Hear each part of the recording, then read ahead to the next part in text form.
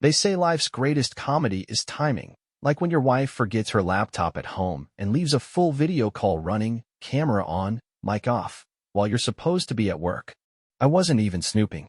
I came back for my wallet and found her in a Zoom meeting that clearly had no business happening with anyone fully dressed, unless lingerie and candlelight suddenly became standard office attire.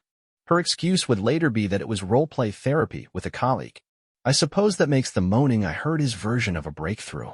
It started as a Tuesday like any other: gray sky, burnt coffee, mild indifference. We weren't fighting, not anymore. That's the part that stung the most. The calm before the betrayal, the cold quiet that sets in when someone's already checked out. She kissed me on the cheek before heading out to the studio, her art workshop that I paid for and she barely used. She left behind her laptop, plugged in, screen open. I never would have looked at it if it hadn't chirped, just once, loud and strange, like a dying bird. It was a notification from an app one didn't recognize, some obscure video chat platform with a pop-up window saying, "Call ended, 1 hour 17 minutes. Just below that, a paused screen showing her in the living room. Candles lit. Bra off. Smiling at the camera with the kind of look I hadn't seen from her in months, playful, giddy, dangerous. I stared at that image for longer than I want to admit, hoping it would glitch and disappear like a hallucination. But there it was, a broadcast of her betrayal, mid-seduction, time-stamped and undeniable. She had brought him into our home, our living room, where we had Christmas last year, where we played board games and shared shitty takeout during the lockdown. He wasn't in the frame, but her eyes were locked on him, screen to screen, hips slightly tilted like she was putting on a show. That's when I noticed the wine glass on the table, two of them actually, one red, one white. She hated white wine, said it tasted like watered-down regret. So unless she suddenly developed a taste for disappointment, someone else was drinking with her. I closed the laptop slowly, not out of fear but calculation. The kind of movement you make when you've just seen the first crack in a dam, and you want to hear how fast the water starts trickling through. I didn't throw it, didn't scream. I just stood there, surrounded by too many things I'd bought, built, or repaired, realizing that none of it mattered anymore. I walked around the apartment like a crime scene investigator, not looking for evidence. There was plenty, but tracing the emotional outline of where things had gone cold. Her scarf was still hanging over the chair where I told her I loved her last month. There were scratches on the side of the couch, fresh and light, like someone had tried to steady themselves quickly. There was a faint smell of cologne in the air. Not mine. Earthy, cheap, desperate. I went into our bedroom, no, her bedroom now, and found something that made my stomach drop without ever touching me. Her panties were on the floor. Not unusual, but inside out. The kind of mistake you make when you're trying to put something on quickly, silently, before someone notices. She hadn't just cheated. She'd been careless, sloppy, arrogant enough to think I'd never catch on. That was the real insult. That she didn't even think I was worth lying to properly anymore. I sat down at the edge of the bed, the mattress still warm, and laughed. Not loudly. Not the kind of laugh you hear in movies when someone loses their mind. No, it was quiet, low, bitter, like the chuckle you let out when you finally understand a joke that's been playing on repeat for years. I wasn't angry. I wasn't even hurt. I was focused. In that moment, I didn't see her as my wife anymore. I saw her as a project, something broken, something to be dismantled, piece by piece, from the inside out. And then I remembered something. Her sister, her younger sister, had messaged me 2 weeks ago. Just something innocent, a meme about married life, followed by a "you okay?" It had felt odd at the time. No? It felt like the crack in the dam just got a little wider. And I had every intention of letting it break. Slowly. Spectacularly. The strange thing about betrayal is that it doesn't kick down the door, it seeps in through the cracks, wearing a familiar face and speaking in the soft tones of someone you still love. For a while, everything looked perfect from the outside. We hosted dinner parties, smiled in photos, clinked wine glasses on anniversaries. I supported her when she said she wanted to explore her artistic side, even turned the spare room into a mini studio, paint-splattered drop cloths, shelves filled with overpriced supplies she barely touched. I never questioned her late nights because she claimed inspiration always struck after dark. She'd come home with paint on her hands and stories about color theory or some new, creative awakening that had her buzzing. I believed her, not because I was stupid, but because that's what trust is. It's handing someone a loaded gun and assuming they'll never point it at you. But then things started to shift in ways I couldn't quite explain. At first it was small, a missed dinner, a forgotten text, a half-hearted kiss on the way out the door. She started locking her phone more often, flipping it face down on the table, and turning off notifications to help her focus. Her Instagram went from public to private, and when I asked why, she shrugged and said she was curating a more intentional audience. What the hell does that even mean? But I smiled, nodded. I wanted to believe. I had always been her biggest cheerleader, the guy who showed up to every failed gallery showing and clapped the loudest for her half-finished dreams. But now, her ambition had teeth. She started dressing differently, bolder, tighter, more deliberate. There were new perfumes, new routines, new mantras about growth and boundaries. She used to call me during the day just to hear my voice. Lately, I was lucky if I got a text. "I'm just overwhelmed," she'd say. "I need some time alone with my thoughts." I started sleeping alone more often, not because we were fighting, but because she claimed she felt more creative when she had the bed to herself. And she smiled when she said it, as if that should make it okay. One morning, I found a receipt for a hotel 2 cities over. Dated for a night, she told me she was visiting her mother. When I asked about it, she laughed it off and said she'd needed a night to journal in peace. And somehow I bought that. Or maybe I wanted to. Because the alternative meant the walls of our marriage weren't just cracked, they were crumbling. Then there was her car. She never let me drive it anymore. One day she left in a rush, and I had to move it from the driveway. Inside, I found a used toothbrush in the glove compartment, still wet, wrapped in a napkin. Not hers. Definitely not mine. When I asked about it later, she said she'd kept it in case she stayed over at her friend Lila's place, though she couldn't remember which night, or why the napkin had a hotel logo on it. Her excuses had started sounding like poetry, pretty, vague, and impossible to fact-check. I began to notice how her eyes darted away when I asked simple questions, how she'd repeat things I never said, or accuse me of forgetting conversations we never had. Gaslighting 101, dressed in yoga pants and framed with self-help quotes. She started saying things like, "I'm not responsible for your emotional responses," or "You're projecting your insecurity onto me." That one really stung, especially coming from someone who once cried when I surprised her with breakfast in bed. She was transforming before my eyes, smiling, laughing, radiant to everyone else. But there was no space for me in that radiance. I became a ghost in our home, a well-meaning relic of a past she was rapidly outgrowing. She said she was evolving, that she was shedding old skins. I didn't realize one of those skins was me. I tried harder, flowers, notes, date nights. She thanked me with a smile that felt like charity. Her phone rang constantly, but she never answered in front of me. Her studio nights became more frequent, longer, until sometimes she didn't come home at all. And still I waited. Still, I wanted to believe. Because sometimes, when someone's fading away from you slowly, piece by piece, you don't fight it. You hold on to each vanishing part, hoping it's the last one that'll disappear. But I was starting to see it. The cracks weren't just appearing, they were multiplying. And deep down I knew, the woman I married wasn't just gone. She was already someone else's. The breaking point didn't come with shouting, or tears, or some grand confrontation. It came with the quiet chime of her phone, left unlocked on the kitchen counter while she was in the shower, humming to a song that had once been ours. I wasn't looking for it. I was making coffee. The real kind. Not that instant garbage she'd started drinking lately.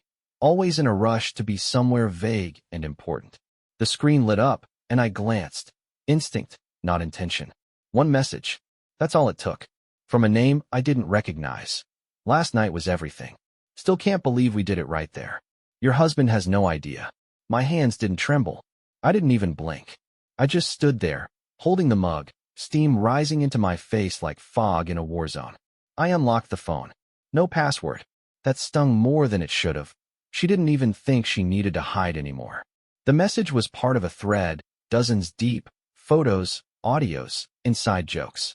The kind of raw, reckless passion that once lived between us but had long since died under the weight of her boundaries.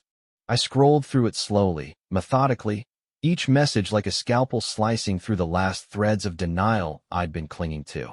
She told him things she never told me. Laughed in ways I hadn't heard in years.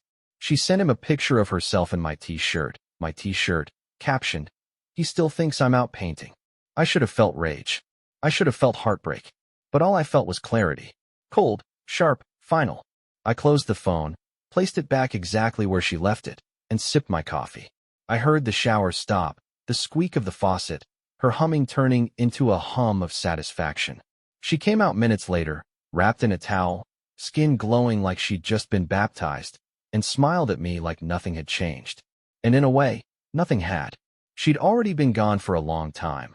I'd just been too loyal, too hopeful, too goddamn blind to see it. She kissed me on the cheek, smelled like soap and someone else's aftershave, and said, "Thanks for making coffee." I looked at her, really looked at her, and for the first time saw a stranger wearing my wife's skin. I didn't respond. I didn't nod. I just observed, watched how she moved, how she turned her back to me without a second thought. And in that silence, something inside me shifted. A switch flipped. The man she cheated on, the one who loved her, defended her, begged for her attention. He died in that moment. What was left standing in the kitchen wasn't a victim. It was a tactician. I began to calculate without emotion. No anger, no tears, just variables, consequences, patterns. How long had it been going on? How many times had she lied directly to my face? How deep was the hole she'd dug thinking I'd never find the bottom? She wasn't just unfaithful. She was arrogant, sloppy, mocking me in real time, in my own home. That made her vulnerable, predictable, and worst of all, blind to what I was about to become. The mask she wore had cracked wide open, and all I saw beneath it was entitlement. No guilt, no hesitation. She believed she was smarter, more evolved, untouchable. That would be her downfall. Because now, I wasn't just watching, I was planning. And she would never see it coming. I became something else after that morning. Something patient, precise, and disturbingly calm. I didn't scream, didn't throw her phone at the wall, didn't storm out demanding answers she'd only twist into more elegant lies. No, I smiled. I made breakfast. I kissed her goodbye like a man still in love, and watched as she disappeared out the door, not to an art studio, but most likely into the arms of the man who thought he'd stolen something precious. What he didn't realize was that I was already behind him, tracing his steps through hers, unraveling the web they thought they wove in the dark. I started with the easy things, bank statements, which she never bothered to check because I handled all our finances. A couple of charges jumped out immediately. A boutique hotel 2 towns over, a restaurant we never went to, recurring Venmo payments labeled vaguely as studio supplies sent to someone named Eli. I checked the hotel, made a reservation under her name for the following week, then called to confirm it existed. It did. I didn't tell her, of course. Instead, I marked it on my mental map and moved on to her calendar. She used a synced app on her phone, same one we'd shared when we first got married, thinking it would help us communicate better. I used it now to track her. Every studio night, every girls' dinner, every solo retreat was noted, time-stamped, and cross-referenced with her phone GPS, which I accessed from the family account she forgot I controlled. And wouldn't you know it, half the time she was nowhere near the places she said. One night she claimed she was at Lila's painting into the early hours, but her phone pinged twice, once near a dimly lit bar in the industrial district, then again at a residential address linked to someone I didn't know. Yet, I played dumb. I asked how Lila was, whether she was still painting landscapes. She blinked twice before answering, said something about emotional abstracts, and quickly changed the subject. That's when I knew she was lying in real time, not out of panic, but muscle memory. She thought I was still asleep in the cage she built out of fake vulnerability and phrases like, "I just need to rediscover myself." So I started planting bait. A fake work emergency that had me leaving town for the weekend. I packed a bag, kissed her like I'd miss her, then drove 3 blocks down, parked, and waited. 10 minutes after I left, a car I didn't recognize pulled up. She got in. I snapped a photo of the license plate from the shadows. Ran it through a contact I knew in vehicle registration. The car belonged to Elijah Grant. I remembered the name from the Venmo payments. Everything was lining up too perfectly, too fast. She wasn't even trying to hide anymore, because she didn't think she needed to. She thought I was predictable, broken, the dependable fool. That's where she made her first real mistake. The second came when I asked her if she wanted to go away for our anniversary, just a weekend, quiet, maybe by the lake like old times. She hesitated, just a blink. Said she had a gallery showing that weekend, something important for exposure. I smiled, told her I was proud. That night, I created a fake email posing as a gallery coordinator and sent an invitation to her work inbox. I waited. She never replied, never mentioned it. Instead, she added another studio night to her calendar. The lies were stacking faster than she could polish them. And I wasn't just watching, I was recording. Every message, every GPS ping, every calendar entry backed up and stored. I even set up a spare phone hidden behind the living room vent, camera angled at the front door. Caught her once walking in, lipstick smudged, shirt half-tucked, whispering into her phone with a giddy giggle I hadn't heard in years. I slowed the footage, listened to her say, "He's so clueless. I could be pregnant, and he'd think it was his." I didn't feel anger. I felt certainty. Purpose. A sharpened edge where my heart used to be. I began documenting timelines, charting overlaps between her lies and the truth. Built a private folder on a hard drive labeled insurance. I wasn't preparing to confront her. I was preparing to destroy her. Not through screaming, not through violence, through exposure, precision, and replacement. She was still smiling at me, still curling up beside me in bed like we were fine. She kissed me goodnight with lips that belonged to someone else hours before. She had no idea that I was already gone, that the man lying next to her was no longer trying to save the marriage. He was preparing to bury it, along with her illusions of invincibility. I chose a place she loved, elegant, quiet, upscale enough to demand civility, with low lighting and a wall of wine bottles that always made her feel important. It was the restaurant we celebrated her first art showing at, the one where she cried over creme brulee and told me I was her home. I reserved the same corner table, requested the same server, even brought the same bottle of wine she claimed made her feel seen. When she arrived, she looked radiant, overconfident in a red dress I'd never seen before, one I recognized instantly from a photo she'd sent Elijah, the one where she said she felt like sin in silk. She smiled too wide when she saw me, sat down like we were still married in any real way, like this was just another night of playing happy. I poured her a glass, complimented her dress, and waited until she took her first sip. Then I slid the tablet across the table. It lit up to a still image first, her sitting on a motel bed, barefoot, smiling into the camera held by a man whose reflection I'd captured perfectly in the mirror behind her.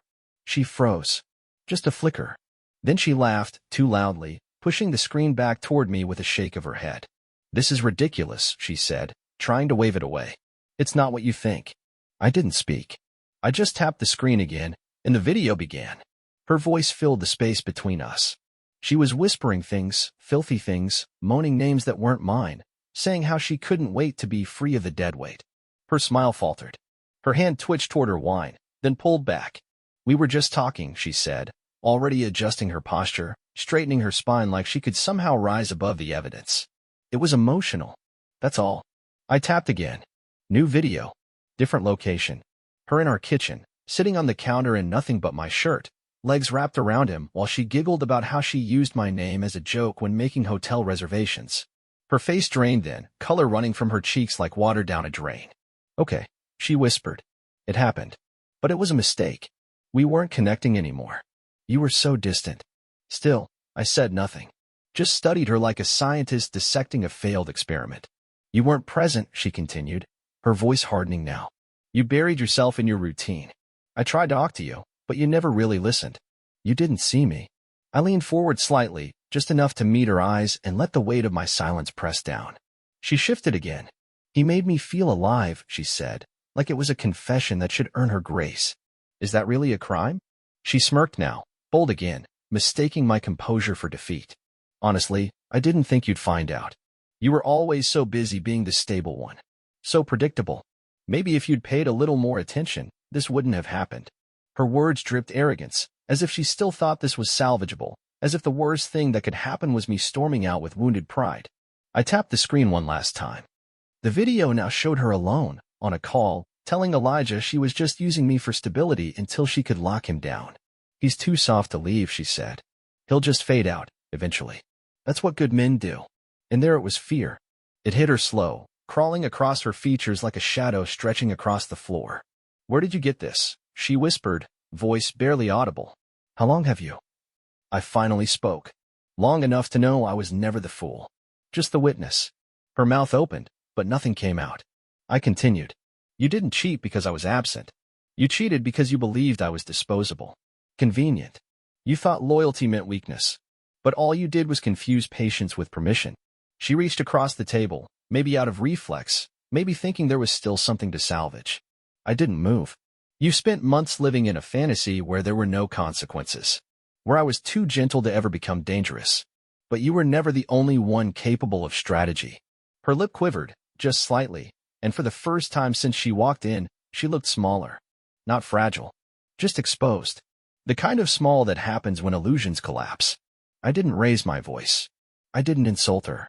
I simply placed a small envelope beside her wine glass. Divorce papers, neatly prepared, already signed. You'll want to read the clauses carefully, I said, standing slowly. You're not leaving this marriage. You've already been left.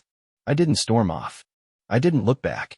I simply walked toward the bar, left her sitting there in that red dress, surrounded by candlelight, drowning in a silence so thick the air itself seemed to bend around it. The sound of the restaurant carried on. Glasses clinked. A waiter laughed nearby. But at that table, at that exact moment, the world stopped, and she knew it. She just didn't know what would come next. Not yet. She showed up at the apartment 2 days later, pounding on the door like a desperate creditor, voice cracked from rehearsing a monologue too many times in the mirror. I let her in. Not because I owed her that, but because I wanted her to see what detachment looked like, wanted her to walk through the bones of a life she set on fire and realize I was already building something better from the ashes. She stepped into the living room, eyes darting around like she expected her things to still be here. They weren't. Her closet was empty. Her art supplies boxed and stacked by the door. The couch she used to curl up on while pretending to be fulfilled was gone, sold that morning to a young couple starting a life they hadn't yet poisoned. She stood in the silence, expecting me to speak first. I didn't. She broke before the first minute was over. You didn't even give me a chance to explain, she hissed, trying to keep her voice calm, but her hands were already trembling. I made a mistake. People make mistakes. I just looked at her. Not with anger, not even disappointment, just studied her the way you'd watch a flame die out on damp wood. She stepped closer. You were always so goddamn perfect, weren't you? I couldn't breathe. I nodded once. Then you should have walked, not lied. Her jaw tightened. You smothered me, she spat, voice cracking. Always there, always supportive, always watching. I felt trapped. I tilted my head slightly. That's not being trapped. That's being loved. You just didn't know the difference. She flinched like I'd struck her, but her eyes turned hard. You were boring. Predictable. No passion. No edge. It was like living with a ghost. I smiled faintly. And yet, you still found a way to cheat on me with someone who couldn't hold a job or finish a sentence without a pop song quote. Her face contorted anger now. At least he made me feel alive. You just made me feel safe. Funny, I said, folding my arms. You confused chaos for excitement. That's not love. It's emotional cocaine. And you were always an addict. Her voice rose, louder now. You think you're better than me? I didn't answer. The silence was louder than anything I could have said. She paced now, agitated, hands slicing through the air. You think this makes you some kind of hero? You were never a man. A real man would have fought for me. A real man would have stayed and made it work. I stepped forward, just enough for her to feel the shift in air. A real woman doesn't sleep with another man and then blame her husband for not fighting hard enough to keep her legs closed. Her face drained of color. For a moment, I thought she might slap me. But she didn't. She stepped back, reached for the nearest box and knocked it over with a furious shove. You can't just throw me away like this, she screamed. You don't get to walk away clean after everything we've been through. I looked down at the scattered contents, her journals, paintbrushes, a photo of us from a vacation that meant more to me than it ever did to her, and then back at her. You threw yourself away. I just moved the trash to the curb. She began to cry then, not tears of remorse, but the panicked sobs of someone realizing the script has been torn up and no one's playing their part. You'll regret this, she whimpered. You think you're fine now, but you'll miss me when you realize how empty everything feels without me. I stepped aside, gesturing to the open door. No. I'll miss who you pretended to be. Not the woman who's standing in front of me now. She stared at me, desperate for a flicker of the old version of me to return, the man who would have begged, tried to fix it, tried to save her from herself. But that man was gone, burned down with the last lie she told while wearing my ring. She tried one last time, a whisper now, shaking. Please. I don't know what I'm supposed to do without you. I met her gaze, unflinching. Start by telling him the truth about what you lost while chasing something so small. And with that, I walked past her, down the hall, left her standing there in the shell of a life she shattered, surrounded by everything she thought I'd never let go of. She called my name once, voice barely audible. I didn't turn around. I didn't need to. She was no longer my wife. She was just a story now, when I was already done reading. Revenge wasn't something I rushed. It wasn't fire, it was frost. Cold, deliberate, and slow enough to sink into the bones. I started with the obvious, evidence. Every message, every photo, every video, every calendar entry, every receipt and GPS ping, I compiled them into a single, secure cloud folder labeled contingency. I created subfolders by date, labeled every file, timestamped everything. I didn't just want proof, I wanted a story. A timeline of her descent into betrayal that no one could dispute. Then came the accounts.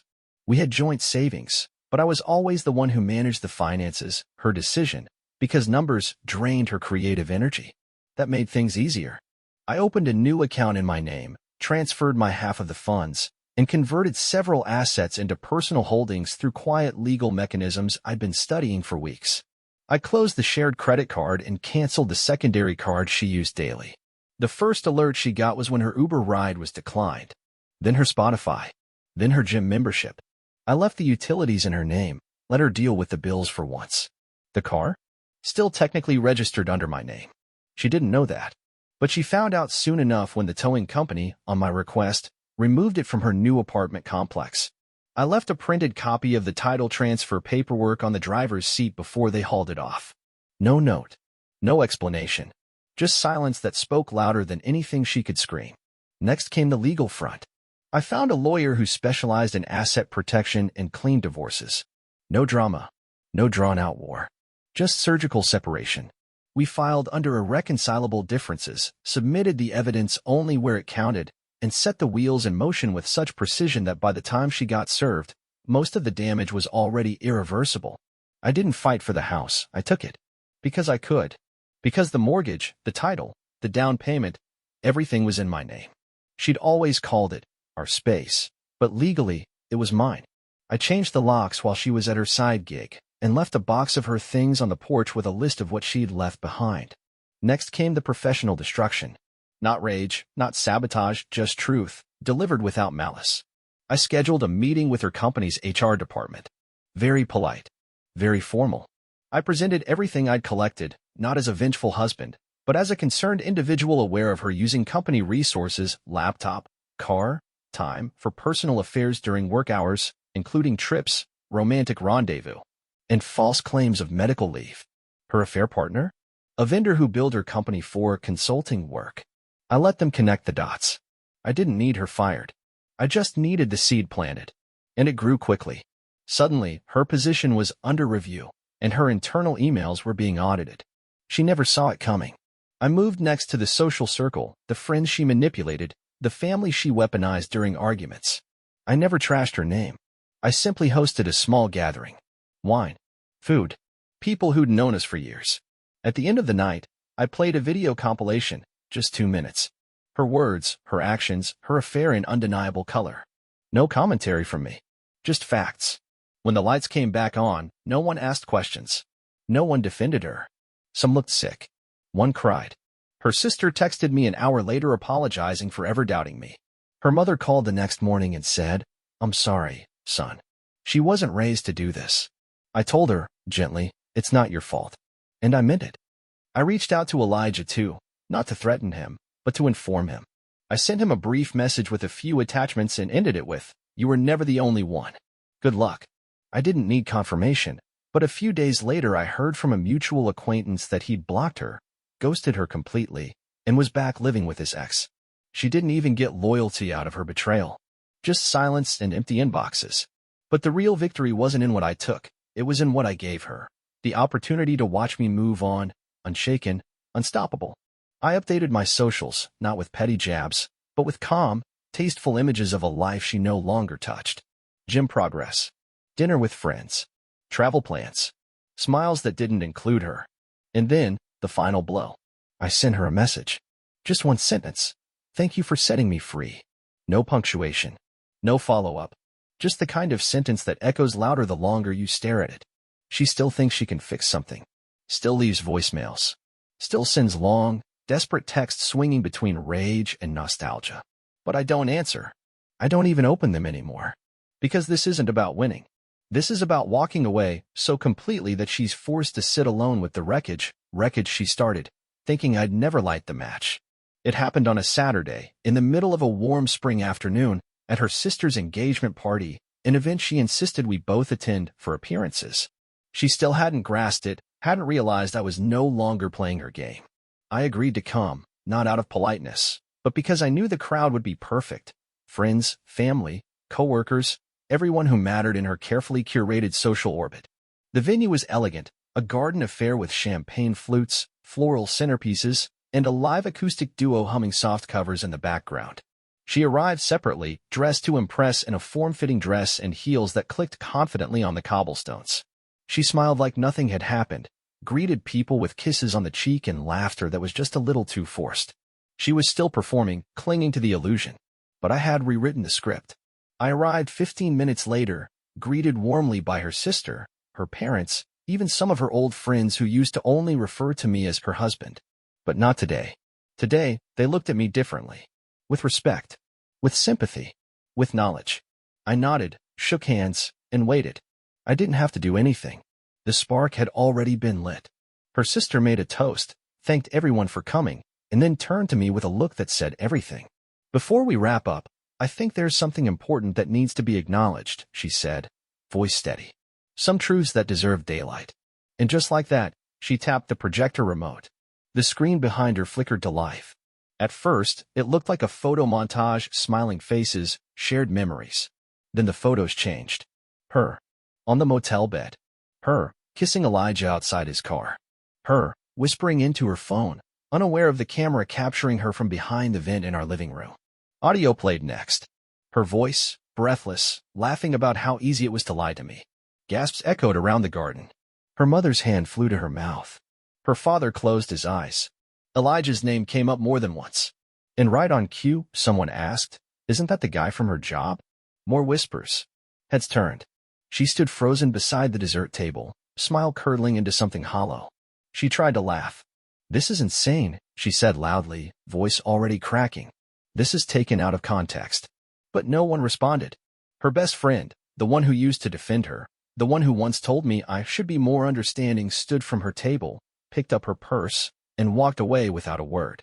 Her brother muttered, "Jesus Christ," and refused to meet her eyes. Her father finally looked at her, just once, and then looked away. That hit harder than anything else.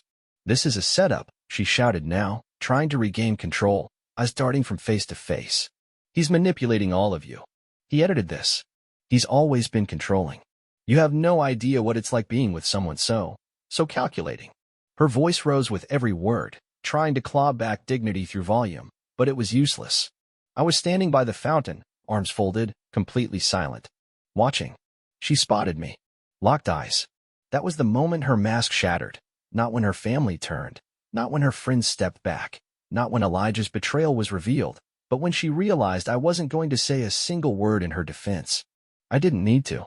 I was the eye of the storm, still, calm, untouchable. Her scream cut through the air. "Say something. You smug piece of shit. Say something." But I didn't. I didn't flinch. I didn't blink.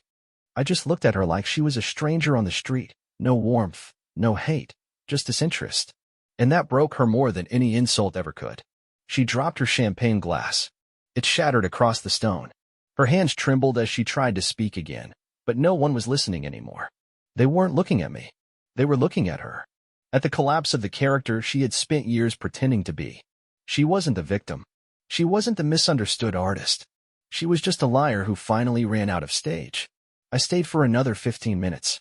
Not because I needed to, but because she needed me gone more than anything. She needed escape. She needed control. And I gave her neither. I was the last face she saw as she walked out of that party, mascara smeared, head down, heels scraping across gravel like the tail end of a failed performance. I didn't smile. I didn't speak. But in her eyes, I'd already said everything. It happened at her cousin's wedding, of all places, an afternoon celebration turned evening reception, where the wine flowed freely and the false smiles did too. She showed up in a gold dress far too loud for the occasion, desperate to remind everyone that she was still someone worth looking at, even if no one was looking anymore. I hadn't planned to engage her at all. I'd come out of respect for the family, for the people who once believed we were something real. But the moment she saw me, standing near the bar surrounded by people who now nodded with understanding instead of confusion, she made her move. She stormed across the floor like a storm with heels, voice rising before she even reached me. "You proud of yourself?" she hissed, loud enough for heads to turn. "You destroyed my life." I raised an eyebrow, calm, as always. "You did that just fine without my help." Her voice cracked, sharp with desperation. "You humiliated me. You turned my own family against me. I lost my job because of you." That last part caught attention. Her mother, already tense, stepped forward, but I lifted a hand. "You lost your job because you used company time to screw your vendor. You lost your family because they finally saw who you really are. Don't pin your collapse on me just because I refused to stand under it with you." She recoiled, but she wasn't done. "You were always so cold, so calculated. How was I supposed to feel anything with someone who treated life like a checklist?" The volume rose now. Guests fell silent. The music dimmed as the DJ instinctively turned down the track. "You want to talk about cold?" I said, voice still even but firm. "You cheated in our bed. You wore my clothes to his place. You laughed about me with him. That wasn't heat. That was rot." Her father moved to step in, but her mother touched his arm, shaking her head. "This needed to happen. You act like you were perfect," she screamed, hair falling into her face, eyes wet. "You weren't. You were boring. Predictable. You never chased me. You never fought for me." I took a step closer, enough that she could feel the weight of the words coming. "You don't fight for someone who burned your house down and called it self-care. You don't chase someone sprinting towards self-destruction. You stood in front of a man who would have given you everything and begged for less because you didn't know what to do with stability. That's not my failure, that's your nature." Murmurs rippled across the room. Her cousin dropped his glass. Her best friend stepped back with a look of dawning realization. She tried again, voice shrill now, grabbing at anything left. "And what? Now you get to play the hero. Everyone forgets what a passive, lifeless husband you were? You think you're some kind of saint because you didn't hit back when I messed up?" "No," I said sharply, eyes locked on her. "I'm not a saint, but I'm not a coward either. I didn't cheat. I didn't lie. I didn't destroy something beautiful just to feel wanted. You did. And now you're standing in the ruins screaming at the man who had the decency to walk away instead of dragging you through more mud. You never loved me," she cried, unhinged now, mascara streaking, voice echoing through the stunned crowd. "You just wanted to control me. I didn't raise my voice. I didn't even blink. If I wanted to control you, I'd still have you. But I let you go. You're just mad I didn't chase you after you leapt into the arms of a man who couldn't even stay when the truth came out." That silenced her. The crowd parted as Elijah stepped forward from the fringe, frozen like a deer caught in crossfire. She turned to him like a lifeline. "Say something," she begged. "Tell them it wasn't like that." Elijah looked at me, then at her, then shook his head slowly. "I didn't know he had all that." "I thought you said he didn't care." She reached for him, but he stepped back. "You said he was pathetic." Her hand dropped like dead weight. The room was still. "You did this to me," she whispered, barely audible. "You made me into this." I leaned in, just enough that only she could hear me, but enough that everyone could see her reaction. "No," I said. "You made choices. I just made sure no one missed the consequences." And with that, I turned, walked through the silence, past faces that no longer pitied me but respected me, out into the night air that felt cleaner than it had in years. Behind me, I could hear her crying, yelling, trying to claw at the last threads of a reputation she tore apart with her own hands. But no one followed her. No one defended her. And no one looked away. She lost her job within 3 weeks of the exposure, not with a bang, but a sterile HR email citing violation of professional ethics and inappropriate use of company resources. She tried to spin it online, posting vague stories about choosing her peace and walking away from toxic environments, but no one bought it. Not after the screenshots leaked. Not after the video clips started circulating in private group chats. Her coworkers blocked her. Her boss unfollowed. Her side projects dried up faster than her excuses. She moved back in with her parents for a while, thinking she'd regroup, but that didn't last long either. Her father refused to speak to her. Her mother cried every time she walked into the room, until one night she screamed, "Do you even feel anything about what you've done?" And the silence that followed was so heavy, it nearly collapsed the walls. Her sister stopped inviting her to family events. Her brother blocked her number. Even her best friend, The one who once defended every one of her whims, quietly unfollowed and never reached out again. The friends she had left were the type that only stayed for the party. And now the party was over. She tried dating again, but the men she found now weren't worshippers or admirers. They were vultures. They wanted the drama, the notoriety, the brokenness. None stayed. Not even Elijah. He disappeared 2 days after the wedding. Deleted his socials, changed his number, never said goodbye. She tried contacting him through a mutual friend. He responded with 2 words, not interested. The silence from her old life echoed louder than any insult ever could. She took a job in a smaller city, at a chain cafe where no one knew her name, which, for once, was a blessing. She stopped wearing bright colors. Stopped posting selfies. The woman who once lived for the camera now turned her face away whenever someone pulled one out. And then, one night, months later, she showed up at my door. She looked smaller somehow. Not just in posture, but in presence. Like the years had drained her into a husk. Her eyes were hollow, rimmed with regret, and for the first time since everything began, she didn't speak in rehearsed lines. "I miss you," she said, voice barely above a whisper. "I didn't know what I had. I didn't know how to fix it. I need you to understand that I'm sorry." I said nothing. She stepped closer, hands trembling. "I still love you," she said. "I don't expect you to take me back. I don't know who I am without you." I stared at her for a moment, not the way a man looks at a woman, but the way someone might glance at a cracked mirror they once used every day. Familiar, but utterly useless. "Strange," I said. "I don't even remember your name anymore." Her face crumpled. She didn't scream this time. Didn't beg. She just stood there, breaking in real time, eyes wide with the realization that there was no redemption coming. Not from me. Not from anyone. I closed the door without another word. That was the last time I ever saw her. Now and then, I still get emails from her. Long ones. Short ones. All ignored. They're just echoes. Empty. Meaningless. I've built something better now. Stronger. Real.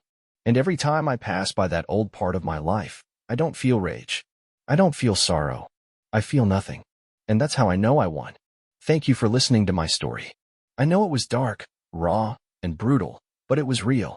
I'd love to know where you're from, and if this story hit home for you. Let me know in the comments. Did you enjoy it?